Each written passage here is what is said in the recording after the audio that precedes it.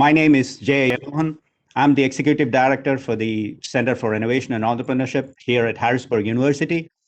And our mission is empowering innovators to build successful ventures, which essentially means anybody who has an idea and wants to flesh out that concept and think about starting a company can walk into our space if we put in a business form. And if the business plan is something that's viable and we accept it, we give them space for 12 to 18 months. We give them up to 4 student employees work on their idea. And the whole concept is that it's an incubator that helps you flesh out the idea from a very early stage to a point where you are ready to go out and raise external capital or venture capital. That's what the CIE is all about. Bringing in new innovators is also bringing in others who has practiced these innovation areas and connect them with these startups. So that's what this Conversations in Innovation has been. And somewhere in there, the pandemic hit, right? So when the pandemic hit, we actually changed the name of the Conversations in Innovation to Panic with Friends. And we're not thinking much about innovation, but more like, completely in panic mode, whether, how do you handle your employees, all of that. And what I am hearing a lot from, not just from the mental health side of it, you're not able to get to connect or meet people in person laying out. That's really a huge impact on the mental health. So I am really delighted that we have been able to pull together a great panel to talk about that specific issue. And as we come into 2021, I think this is the best start, the Conversations in Innovation, because our next session is going to be an input from some of the biggest companies in the San Francisco Bay Area. So I want to make sure you know about that and join in. That's in February with people, executives from LinkedIn, SurveyMonkey, NVIDIA, and some of those companies. This is a great way to start with a great panel. I want to welcome Jeffrey Roche, David Saunders, and Daniel German to this session. And Jeffrey is one of our own. So I would say let's start with Jeffrey. Why don't you start with a little bit background about yourself and this whole challenge space. Wonderful to be joined here by both Dan and David, who are not only friends but certainly in this space. So I'm the Executive Director of Strategic Healthcare and Partnerships at Harrisburg University. And really my role is entirely focused on partnering with all of the individuals in the healthcare systems, public health, community-based organizations, not only to advance the university's mission within our academic programs in the healthcare space, but also to form partnerships so that we can contribute, add value, and find meaningful solutions to those issues. I previously spent 9 years in hospital administration and certainly can talk more about really that experience, particularly with trauma and then the work that we did in the community. But I'm really happy to be here with this esteemed panel, and thank you, Jay, for the opportunity. I'm pleased to be here with Jeffrey and David to talk about this important subject. I am the Executive Director of the Governor's Office of Advocacy and Reform. This is an office that was started in the summer of 2018 to better serve and protect vulnerable populations across Pennsylvania. Little did we know that 3 short months after I started, we'd be trying to also navigate a pandemic, which happens to not only impact vulnerable populations harder and hit their lives harder, deadlier for a lot of vulnerable populations, but also would make all Pennsylvanians to some extent more vulnerable. And so I'm happy to be here to talk about this because I think it affects every single Pennsylvanian and every field and endeavor that we have in the Commonwealth. Office of Health Equity have been in that position now since May of 2016. Coming to, or actually back to Pennsylvania, I was out in California and Arizona working for organizations, including the YMCA, the American Cancer Society. I was actually a school director for a charter school for a couple of years. And before I left to come here, I worked for the Department of Education for a short stint. So it's kind of been a whirlwind for me to get to this point. And yes, during the time of this pandemic, it has, I guess, raised these issues that have been brought to light, or issues and concerns that we've been focused on for some time. So it's been an interesting 10 to 11 months. So thank you for having me. Is from an individual level, how has your roles changed, your outlook changed, with the pandemic coming in? So David, maybe, we'll go the other way this time, start with you. So you came into this role, you said 2016, and then, the pandemic came. So your role when you came in, what was it? And then when the pandemic hit, did it shift your outlook? Raising awareness about health disparities, using data to drive our decisions, looking to collaborate across sectors, advocate for more programs and services to reach those that are most vulnerable in the state. So with COVID-19 hitting, really it just put a brighter light on the areas of focus that we've had for some time. Granted, as of the middle of March, really 90% of my time has been devoted to COVID-19. So, we try to fit in all the other things that we were doing pro-COVID-19 in as well. But yes, definitely since the pandemic, my time has shifted. We have a health equity response team that both Dan and Jeffrey are part of, meeting a couple of times a week, developing recommendations, implementing those recommendations. And now here we are, with the vaccine hitting the streets, and of course we're focused on that. So it has changed. And luckily we were positioned to be impactful during this time. The role changed, and also were you prepared? And because of the shift in priority, was something else lost in the shift? I have benefited from being more lucky than smart. So thankfully, it didn't shift so much for me. It was, in many ways, what we've seen in COVID-19 are things I've seen my whole career. So I've done a lot of work in anti-poverty work, and so toxic stress, chronic stress, trauma are something I've seen in people living below the poverty line for over 20 years of my work.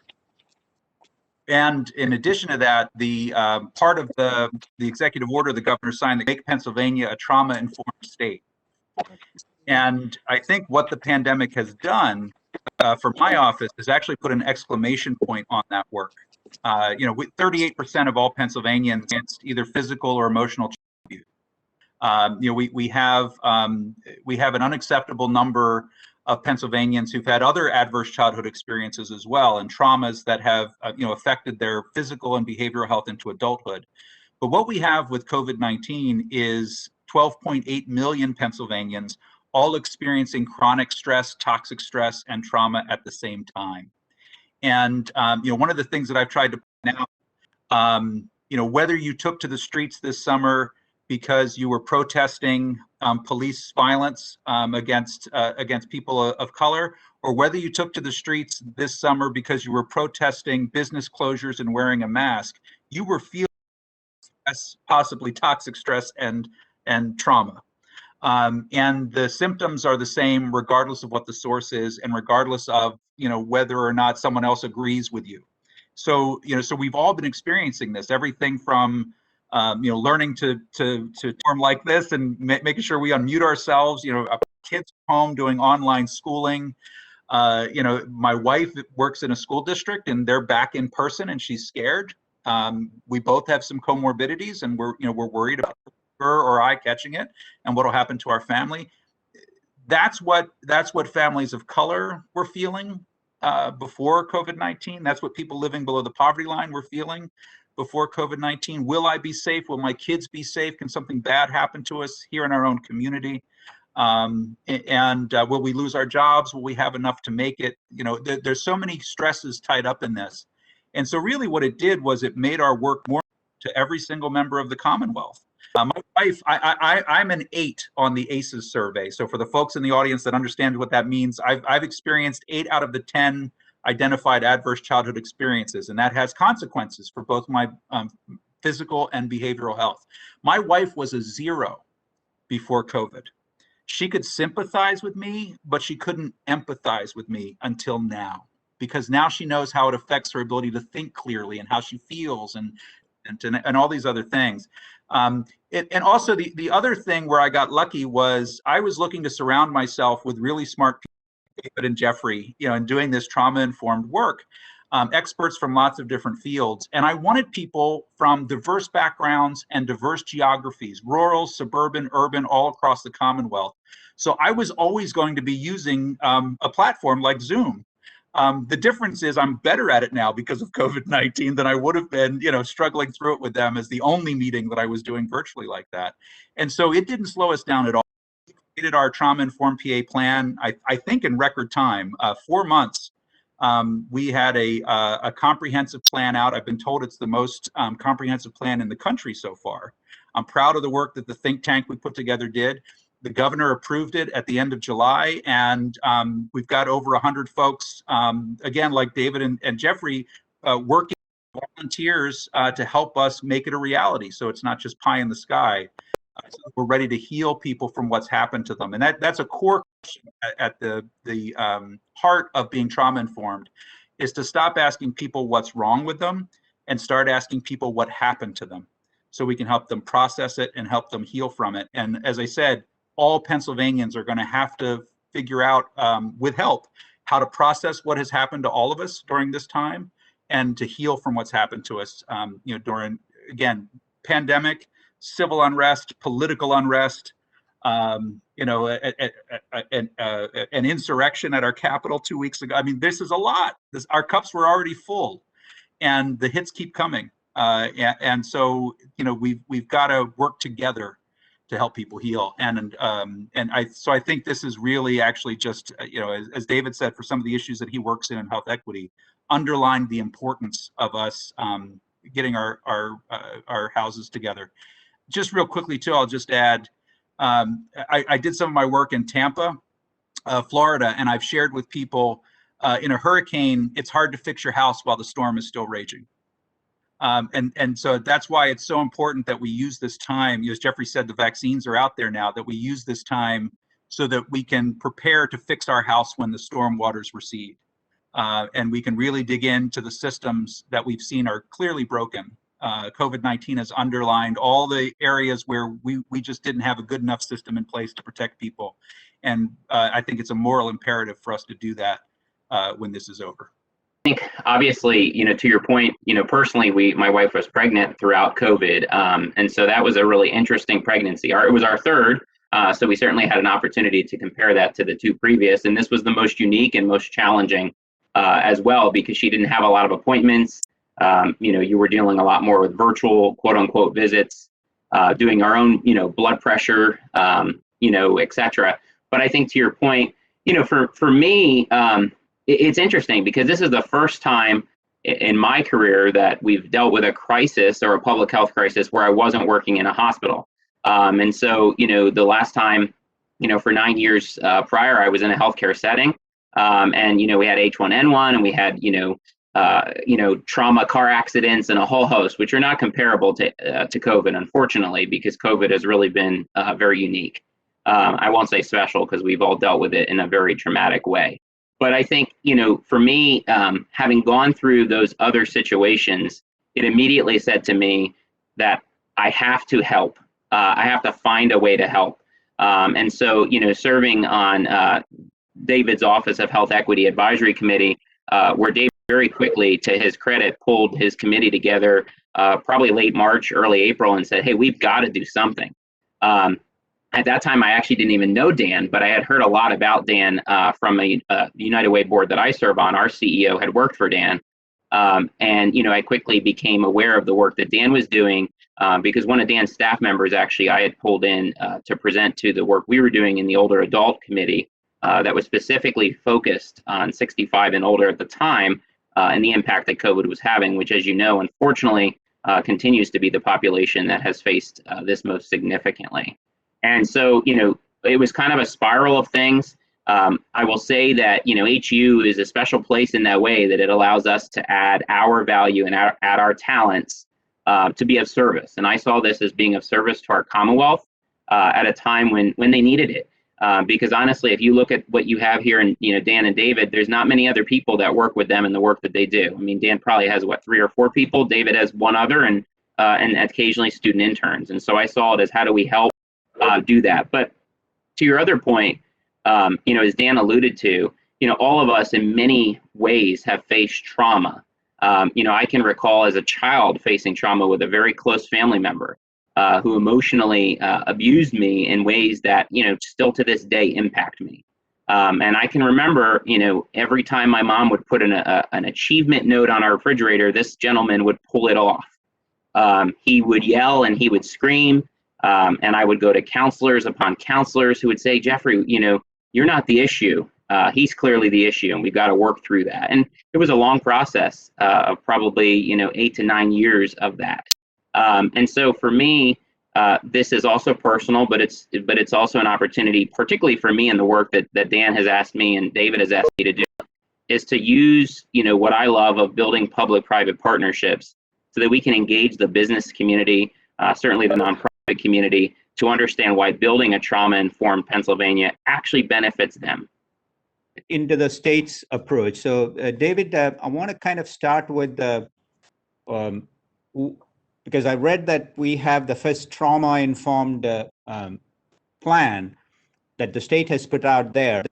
And so, Jeffrey talked a little bit about you pulling together the committee. So take us through that initial process. What's it look like right now from the state's perspective? Mr. Dan there, I can talk about our health equity response team, but the trauma-informed plan is Dan's baby. Yeah, so let's talk about the health equity part that you focus on. I can do that. So we put together, with our first meeting on April the 22nd, a health equity response team. And Jeffrey just mentioned that he is at the helm of the group that looks at those that are over 65, but we have 10 other committees. I won't name them all, but just a few. We have a team that's looking at rural Pennsylvania. We have a team that's looking, or a committee that's looking at racial and ethnic minorities, a team that looks at immigrant and refugees, again, just to name a few. All of those committees have developed recommendations. We have a total of 69 recommendations. Some of those recommendations are looking at the importance of telehealth and telemedicine, bridging the digital divide, of course, emphasizing the need for testing, and of course now vaccination, communicating out, different concerns and issues pertaining to COVID-19 to particular audiences, just to name a few that came from those recommendations. And we are now in the process of implementing. We're looking to transition our team. We have over 300 or so folks that are on the overall distribution list. We have about 125 people that join us on the calls. We have all these different committees, as I said, with expertise from healthcare, academia, nonprofit. We want to keep these folks. We want to have them work alongside of us to reduce health disparities on an ongoing basis. So we're now pivoting shortly to a health equity action team as opposed to a COVID-19 health equity team. So we're now looking at the best way to make that happen. We're looking at different committees, a different structure, different way of going about things. And again, I think that's from an innovation perspective, I'm sure you talk in your business classes about the need of always looking forward, always trying to make your current work to a certain extent obsolete. So that's kind of what we're doing. We're trying to be out in front before our current work is obsolete. So we're trying to make that transition. So it's been an interesting process so far. The infrastructure is a bigger challenge, right? The digital divide. Mhm. So how are you working on that? And is that a different group? And how do you collaborate with them to make sure that that part is addressed? That's separate from our health equity response team that is looking at that issue. It have been for many years, looking at broadband, coverage throughout the state. I mean, mainly in rural communities, that's an issue, and it does impede the progress around telehealth and telemedicine. Our committee has informed some of those discussions, but from a vulnerable community perspective, to make sure that vulnerable communities were addressed in the overall plan. But it's a separate group, just being informed by the experts on our committee as well. Let's talk about the trauma-informed plan, because I read about that, and so how did that come together, and what were some of the things that you looked at to pull that together? And so what does it look like? And are you and the group satisfied with what you guys have come up with? Get a lot of people who were who were very smart, very lots of experience in being trauma informed and helping people heal together to help us write the plan. We put out a call for think tank members. At the time I was hoping I would get 10 people, because it was a job.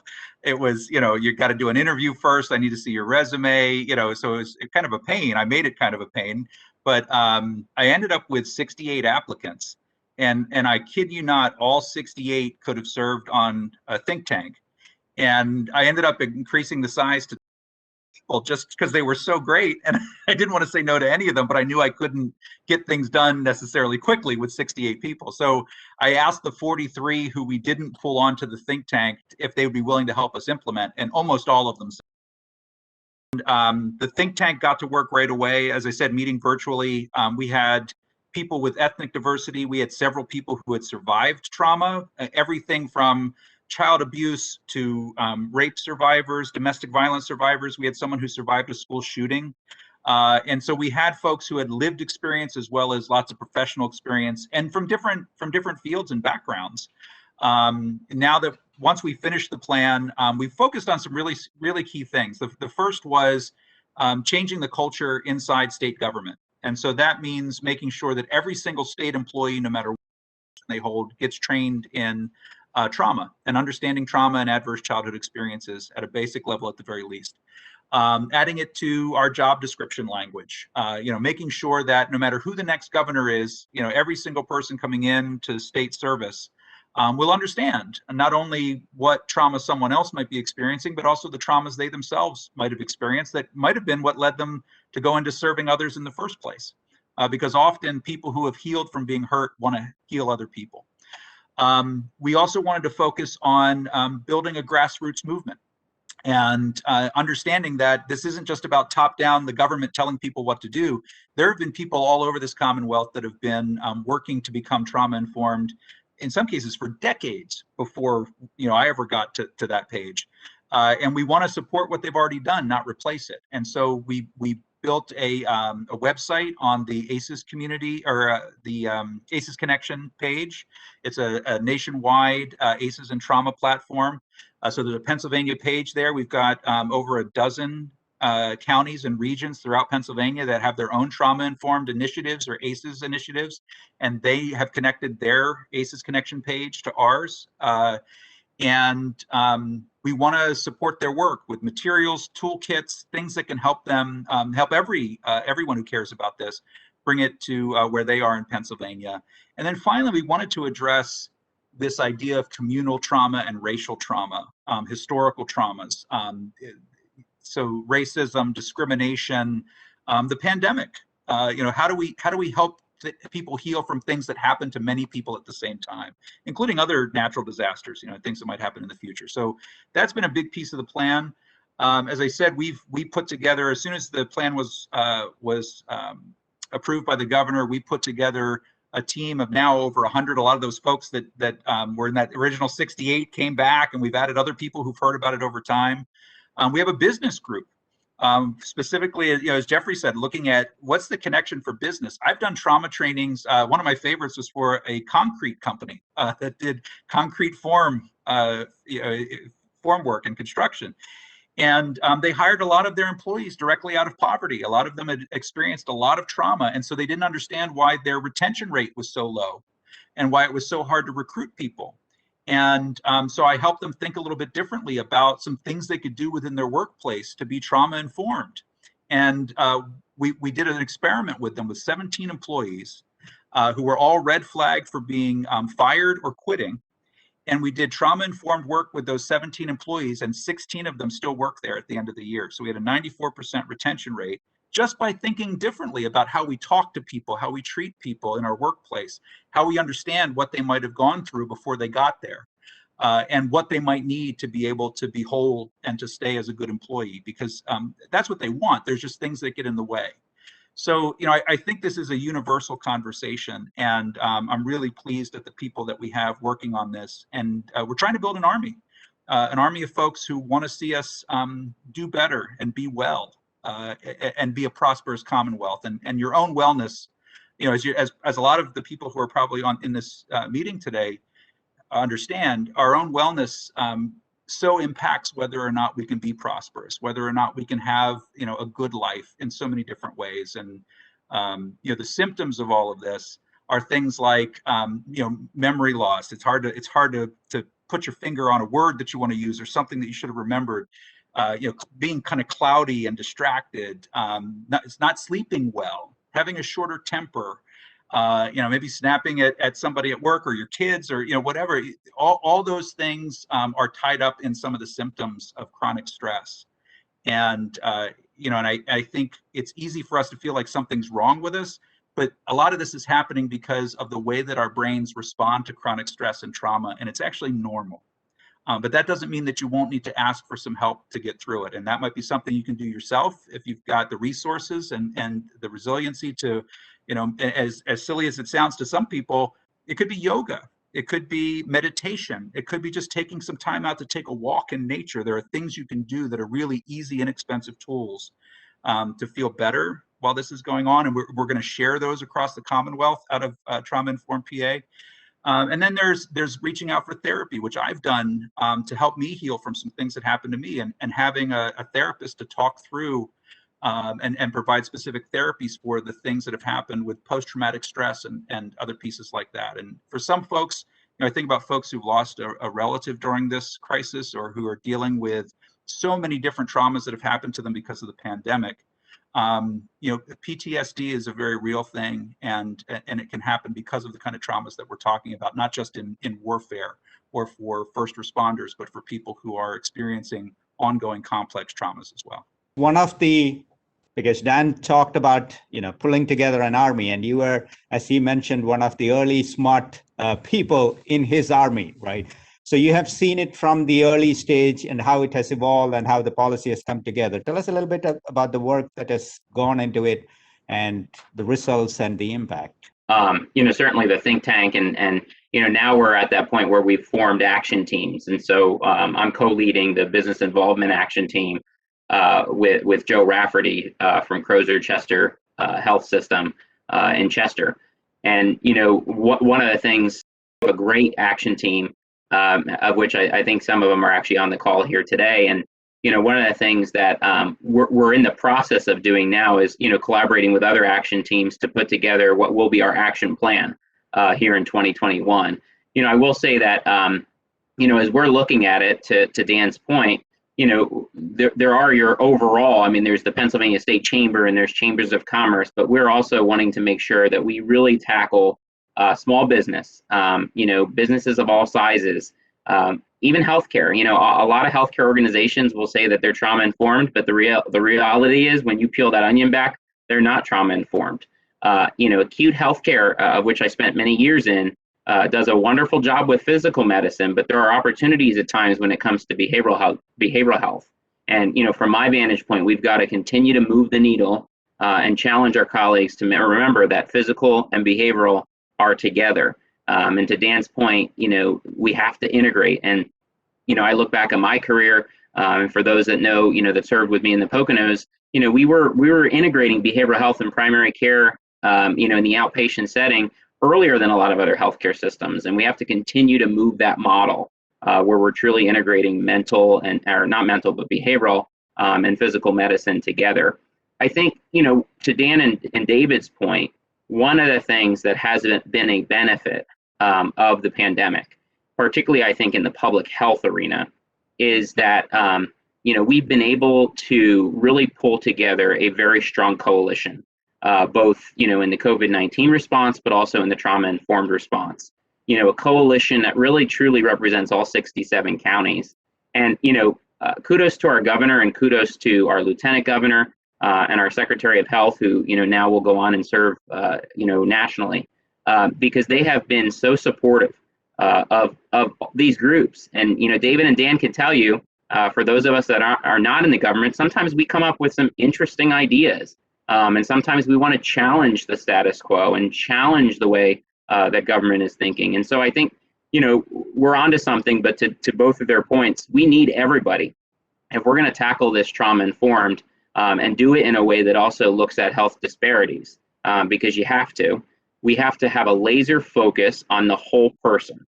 And I'm also really glad that our Secretary of Human Services and her team have come out and say we have to have whole person care. And it's wonderful that this administration has recognized that and put forward plans, and trauma-informed, health equity, all are a part of that. And it's really great to see. I was reading that the most affected groups, or at least that low-income individuals, people of color, then those who lost someone who were close to them, and then people with pre-existing issues, right? I mean, so these are, at least what I read, these are like the most affected groups. So when you talk about health equity and you talk about low income and people of color, what are some of the symptoms you're seeing out there, and how has your work impacted this community? Or how are you trying to, or how are you making sure you reach as wide as possible with the volunteer force and Well, let's look at why Black and brown, low income people are more susceptible. Living conditions, work environments, underlying causes, underlying health conditions, I should say, like heart conditions, like asthma. One of the things that has been borne out is that it is disparate in regards to, individuals from those communities that I just mentioned that are dealing with these concerns. And, let's talk about access to care.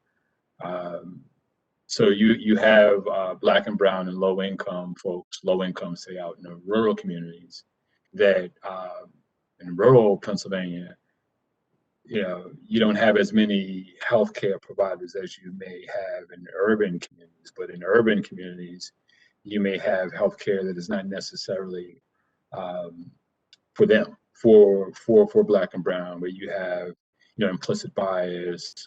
You may have people that are not insured, that use emergency rooms as their primary of healthcare. They're born out. Even you look at testing. From some of the data, and this data is across the country, not specific to Pennsylvania, but you see that in some cases, African Americans and Latino are tested later. So the effects of the virus, if they were diagnosed with it, are diagnosed later. And that's the same type of a thing that has occurred with chronic health conditions in the past, which again puts them in the position to be susceptible. So to pull back the curtain, show that these issues are out there, but then looking at, well, why do these issues, why are these concerns so prevalent? That's when you have to look at, racism and redlining, our education system that is based upon, real estate taxes, and in some communities, home ownership is less. So it's incumbent upon, thought leaders and community members in general to just be aware of these things. It's people that are more susceptible to these issues don't choose to be in the positions that they are in, and in many cases, it's beyond their control. And there is a difference between equity and equality. Equity, you base resource allocation on one's needs, versus equality, that everyone should get the same thing. No, if people are positioned adversely due to systemic constraints, well, then you need to take action in order to ameliorate some of those historic impediments to good health. And our team, our health equity response team, and soon to be our COVID-19 health equity response team, and our upcoming health equity action team will be at some of those underlying issues that are not easy to solve, but that need to be looked at and worked on over time, so that community members that have been so greatly affected are not in a position to be so greatly affected by the next big health crisis. So I think we're in a good position to make that happen. In your previous, when we were making that comment, so want to talk about what are the resources available, how easy it is for people to find them, and what's that process looks like, and are there more being put out there, more delivered? Are you learning more? So tell us a little bit about the resource side of it's that I think our systems weren't prepared. We had a behavioral health crisis prior to COVID-19, where we, our resources were in disarray. Nothing was connected. Everything was siloed. The state, in response to COVID-19 and the governor's Reach Out PA initiative, actually put all of our behavioral health services and resources on the same web page for the first time, as opposed to them being separated by agency. We started to work together and to tear down those silos, because we realized we're faced with something that's affecting everyone that we serve. But the truth is that was true prior to COVID-19. Behavioral health doesn't care whether you're a Democrat, a Republican, well-resourced, or living in poverty. You may be able to weather it better because of your resources or resiliency that you built up as a child, but it can still happen to you. And so the stigma is another piece of this. Is the resources are there, and as we've moved to telehealth, we've seen more people being able to access those resources in different ways. Transportation was probably the #1 barrier for a lot of people in getting behavioral health resources prior to the pandemic, and the pandemic forced innovation. So the pandemic forced us, necessity being the mother of invention, we had to do telehealth, and we had to waive regulations that made it harder. And it's amazing how quickly bad regulations can go away in an emergency. And what we've got to do is keep them gone after the emergency, especially if we didn't need them and they were making things worse. And so the first name of my office is advocacy. The second name is reform. We have to get rid of that stuff permanently that was in our way. We know what's wrong. We know that people are living wage, or they end up needing all sorts of public assistance, and things get gradually and continually worse for them. And so we've got to make really hard decisions about how we resource people and make sure that they have what they need, so they can be prosperous members of the community. People that earn a living wage buy things. They hire people. They buy homes. To David's point, they own property. They build wealth. And that's good for everybody. And so we have to stop acting as if as if all of our resources are pie. And if somebody, if somebody has a slice of that pie, there's less for me. We're in this together. And one of my favorite phrases during this pandemic has been, we're all in the same storm, but we're in different boats. And some of our boats are leaking. And we've some of those folks who've been most impacted and are most in danger, we started calling essential workers.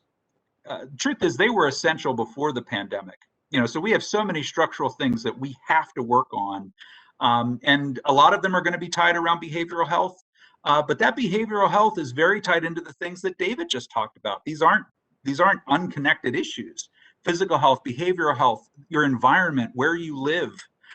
Your health outcomes are more based on your zip code, because when we let people struggle in poverty and strife and stress, they're not going to do well. It's predictable. We know how the brain works. We know how the body works, modern science well enough to know what that outcome's going to be. And the pandemic just ripped the Band-Aid off of that so that we could all see it in a different way. So I think part of this is going to be pulling those resources together, tearing down silos, understanding that we're working on the whole person, and that it impacts us all, not just nonprofits, not just government, but for-profits, faith-based communities. We have to pull together around the things that we know affect us all. And then I'll close that idea by saying that we also have to get rid of the stigma. We also have to stop acting like when someone needs behavioral health help, that there's something wrong with that or even wrong with them. As I said, in many cases, this is just the normal way that the brain responds to trauma and chronic stress. There's not something wrong with you because your temper's shorter during a pandemic. Something is happening to you, and your brain is processing it in a very predictable way. And that's all very explainable, which is why the conversation has to change. And I hope to see us continue to drive innovation around how we deliver services. And we're even talking about telehealth being something that will allow us to reach out to providers who are in different states, and being able to fill up the scheduling books of all those providers out there. We have to make sure they get paid for doing the work and that it's billable. But we can do this. This is within our reach. If there are questions, please post them so we can. I can make sure at least a few of them are addressed. So Jeffrey, one of the we talked about the business side, right? I mean, and working with the businesses, and Dan touched on the stigma part.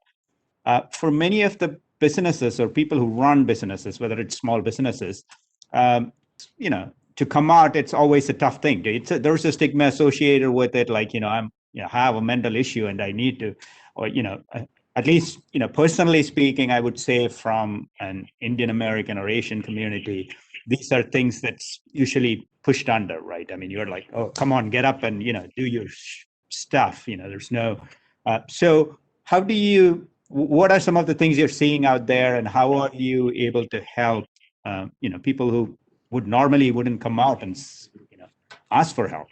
From my experience, and Dan and David could probably add. I mean, so I can tell you, in healthcare, right now where we continue to hear, through this pandemic, again, our physicians, our nurses, our care team members, even our housekeepers, in our hospital settings, but also in nursing homes, assisted living, any healthcare setting, EMS included, the trauma that they face every day, has just been escalated and elevated during the pandemic. For so long, we haven't recognized that. Even executives and leaders in those organizations, in some cases, haven't recognized the same level that they deal with. And I can tell you from my hospital experience, we didn't debrief enough, and debriefing was an important element. In my opinion, you need to debrief after every tough episode, every tough incident. Bring external people in, bring counselors in. One of the things we would do is, at my hospitals, we would bring a counseling faculty member in from East Stroudsburg University, who had such an impact on our nurses and our physicians to just debrief, talk about that tough incident that they faced. And I think, debriefing applies to other businesses too, not just healthcare. It's that idea of, bring, sometimes a third-party person in, talk with those that have been impacted. I think of our food manufacturing plants these days. They've been helping make sure we have food, putting their lives at risk. And in some cases, unfortunately, they have passed because of COVID. And in some cases, they've been also hit pretty hard because of COVID. I challenge and continue to encourage those leaders to think about what are the additional ways that we can help them cope, help them feel like they're being heard. Those are some of the things that I think are important. But debriefing is so critical in all facets of businesses. As we're coming to the end of the session, two questions because like I said in the beginning, this session is always around innovations and some of, and as you mentioned that there is a lot of innovations happening, and people generally say telehealth, right? I mean, that's a big, vague term, but within the areas that you are working in, is there something unique or something that you have seen that surprised you as that didn't exist before? And then the other part is, I also want to end this in an optimistic way. So what's your outlook from an individual perspective, and having seen it from the state perspective of with the vaccine coming in, what is the timeline, and what's some of the best things that is going to come out of this? I'll start with your second part of your question first. I am optimistic. I do believe that we can clearly see the light at the end of the tunnel. I think the fact that we have so many passionate people around the topic of health equity, I think that's heartening, and I think to keep these folks connected and to broaden alliances is ideal. In regards to an innovation I see, I think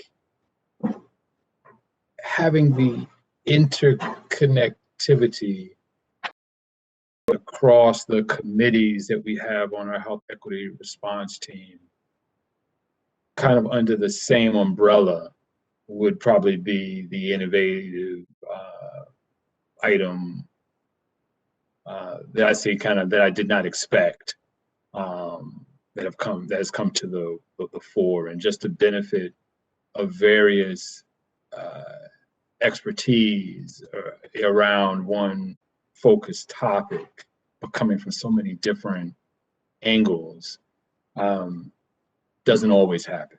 And I think to somehow figure out the best way to encourage that interconnectivity and that working across silos, I know that's a trite saying, something we say all the time, but to actually make it happen is an innovation that I plan to continue to work and refine to make it even better down the line. So that's what I would say. The businesses, the industries out there, are there something that they can do to help the efforts you have in the health equity space? And are you able to reach out to them? Are they part of the whole committee and working together? How is the collaboration working? Well, we do have some workforce development kind of work. We do have the Chamber of Commerce locally as well as statewide involved. So I think at the practical level, I think that is clearly where the business community can come in from a philanthropic standpoint. There are many nonprofit organizations out there that are doing some good work, but need to be supported. I would say also, I know this kind of plays into competition, but even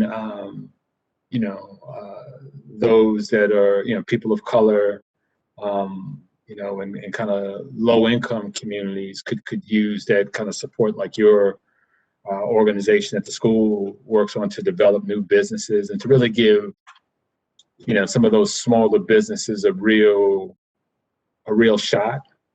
I think is something that the business community could look at. I mean, there are benefits on both sides of that if they do. My ability to get the same message out to people that I might never have been able to have the physical time to visit. Case in point, I've done something like 25 public speaking engagements on the plan since August. I never would have gotten 25 in a year, driving to different places all over the Commonwealth. And every single one of those speaking engagements has led to at least one person saying, I want to be a part of Heal PA and making this trauma-informed plan happen for the state and for my community. The other is, in this same vein, I was able to record a training about the intersection of trauma and poverty and distribute it to DHS employees all across the Commonwealth. A training that I had been doing for school districts and others as one-offs, never more than a few hundred people at a time at most. That went out to thousands and thousands of employees and was open to people outside of DHS, and will soon be going out to the Department of Education and others. So the ability to share data and information and strategies for healing that have come out of technology being ready. We've seen who some of the winners have been during this pandemic, who had a technology or a niche that was that was perfect for this moment. And that moment, I think that technology and that innovation has allowed us to not just use it, but within it, figure out how its tools fit what we're trying to get done, which has been really exciting. My outlook is that I think we're going to move forward with everything we've learned from this pandemic to make things better for people who are vulnerable, which will make things better for all of us. And shame on us if we go back to where we were, last February, with all of our systems and the way that we approach this work. And I don't think we will. I don't think we can. I don't think that's who Pennsylvanians are. And so I'm excited for the future. A quick minute into something that you have seen from the innovation front. Yeah, I think, from my vantage point, the thing that I would love to see us crack, particularly, in 2021, that would be, I think, innovative for Pennsylvania, would be to get, particularly to your point, Jay, actually the business community, our friends in business and commerce to work with us in the health equity and trauma-informed process, and actually help build the support that is necessary within the legislature. I think if we can get, the private enterprise of this Commonwealth to work with us to inspire action in the legislature to fund initiatives in this space, both health equity as well as trauma-informed, we will not only succeed in building a trauma-informed and a more equitable Pennsylvania, but we'll actually surpass our other states. And that's the challenge, and I think it's an innovative opportunity to do that here in Pennsylvania. So thanks, Dan, Jeffrey, and David. This is really a great session, and I hope the audience took a lot out of this. And thanks again, and hopefully we can bring this panel together in a few months to see the impact. That will be really cool as we get through the vaccine. So thanks again. You're welcome. Thank you. Yep. Thank you all. Thanks, guys. Thanks, everyone. Thank you.